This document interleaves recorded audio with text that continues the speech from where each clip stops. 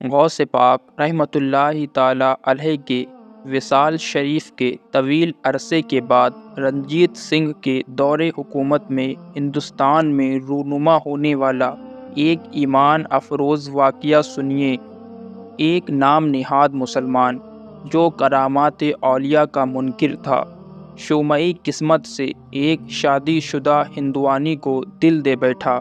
ایک بار ہندو اپنی بیوی کو مائکے پہنچانے کے لیے گھر سے باہر نکلا، ادھر اس بدبخت عاشق پر شہوت نے غلبہ کیا، چنانچہ اس نے ان کا پیچھا کیا اور ایک سنسان مقام پر دونوں کو گھیر لیا۔ وہ دونوں پیدل تھے اور یہ گھوڑے پر سوار تھا۔ اس نے جھوٹ موٹ ہمدردی کا اظہار کرتے ہوئے سواری کی پیشکش کی، مگر ہندو نے انکار کر دیا۔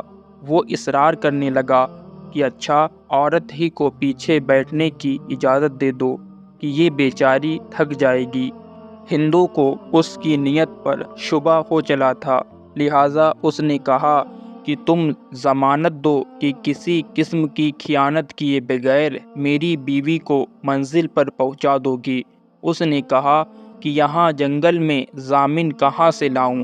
عورت بول اٹھی، مسلمان 11ویں والے بڑے پیر صاحب کو بہت مانتے ہیں، تم انہی کی ضمانت دے دو۔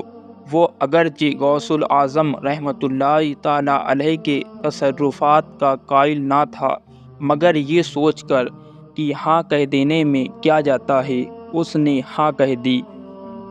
یوں ہی عورت گھوڑے پر سوار ہوئی، اس ظالم نے تلوار سے اس کے شوہر کی گردن اڑا دی اور گھوڑے کو ایڑ لگا دی۔ عورت غم سے نڈھال اور سہمی ہوئی بار بار مڑ کر پیچھے دیکھے جا رہی تھی۔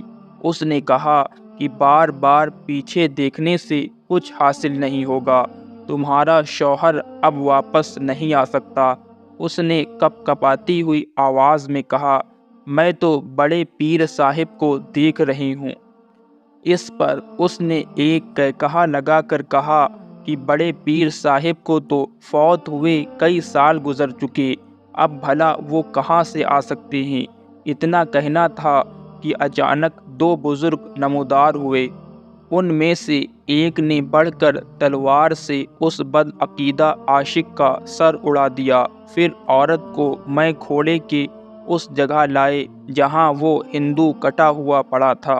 دونوں میں سے ایک بزرگ نے کٹا ہوا سر دھڑ سے ملا کر کہا، قم بإذن اللہ، یعنی اٹھ اللہ پاک کے حکم سے۔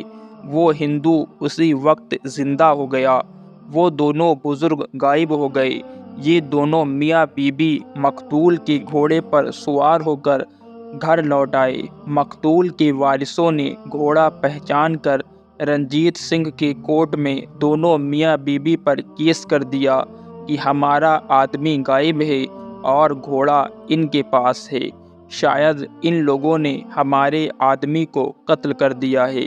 پیشی ہوئی۔ ان میاں بیوی نے جنگل کا سارا واقعہ کہہ سنایا اور کہا کہ ان دونوں بزرگوں میں سے ایک بزرگ یہاں کے مشہور مجذوب گل محمد شاہ صاحب کے ہم شکل تھے۔ چنانچہ ان مجذوب بزرگ کو بلوایا گیا۔ وہ تشریف لے آئے اور انہوں نے آتے ہی اول تا آخر سارا واقعہ لفظ بلفظ بیان کر دیا۔ لوگ حضور غوث اعظم رحمۃ اللہ تعالیٰ علیہ کی یہ زندہ کرامت سن کر اش اش کر اٹھے۔ رنجیت سنگھ نے مقدمہ خارج کرتے ہوئے ان دونوں میاں بیوی کو انعام و اکرام دے کر رخصت کیا۔